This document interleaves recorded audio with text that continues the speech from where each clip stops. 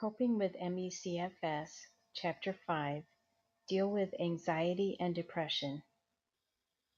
It's understandable to feel anxious about how you're going to deal with your life, function as a spouse or parent, or manage living alone when you can't take care of yourself. You may worry about how you'll survive financially, where you'll get quality health care, what your future holds, and so many other things. It's also understandable to feel depressed over all the losses and changes this illness has brought, including the things you didn't get to have or experience in the first place. There are no simple answers, so be honest and gentle with yourself as you face these difficult issues. Remember, you've survived every day of this illness so far. You may have struggled to hang on at times.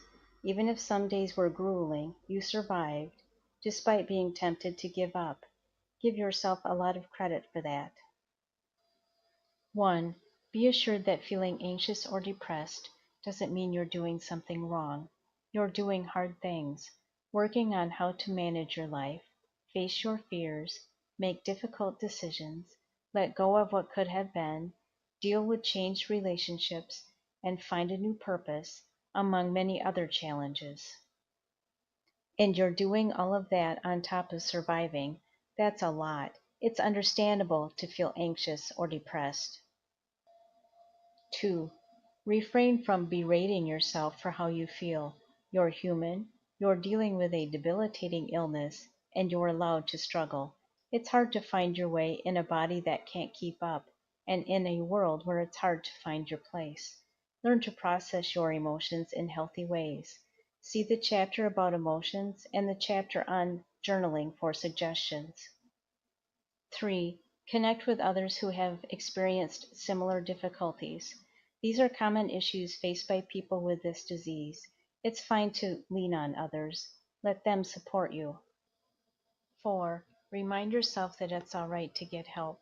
While counseling isn't a treatment for this disease, if you think it may help you deal with anxiety or depression, there's no shame in trying it.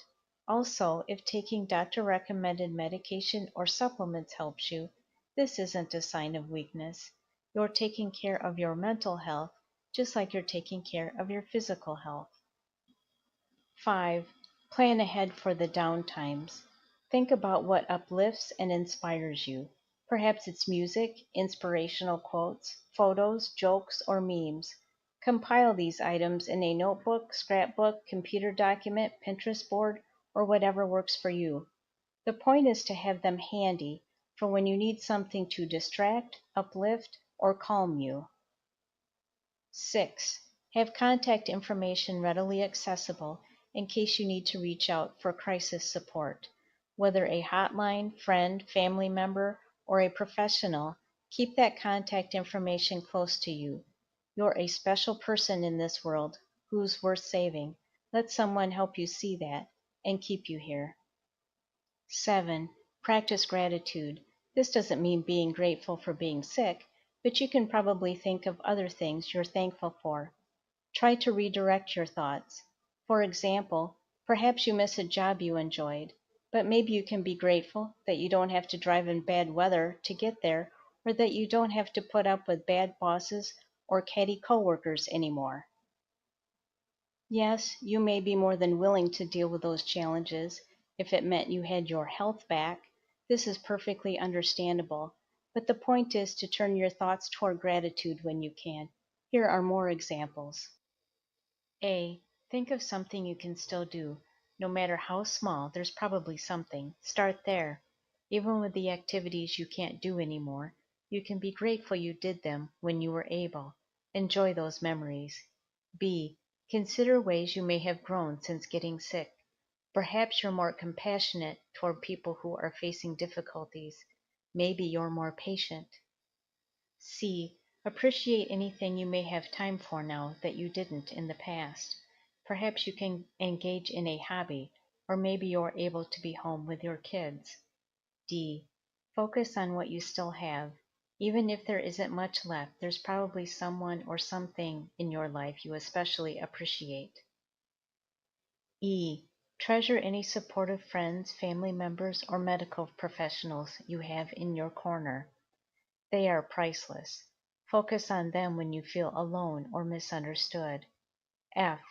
Celebrate that you've persevered through this illness every day. As hard as it's been, you've done it. Find strength in that when you feel like giving up. G. Recognize improvement in even one symptom. Make the most of it. H. Acknowledge if you were able to speak up for yourself in a situation where someone questioned the validity of your illness. You were in a tough spot, but you managed it like a champ. 8. Find what is calming for you. Focus on scenery, bubbles, or a calming jar. Listen to nature sounds or soft music. Hold a stuffed animal or pet, or use relaxing essential oils. Try a weighted vest or blanket.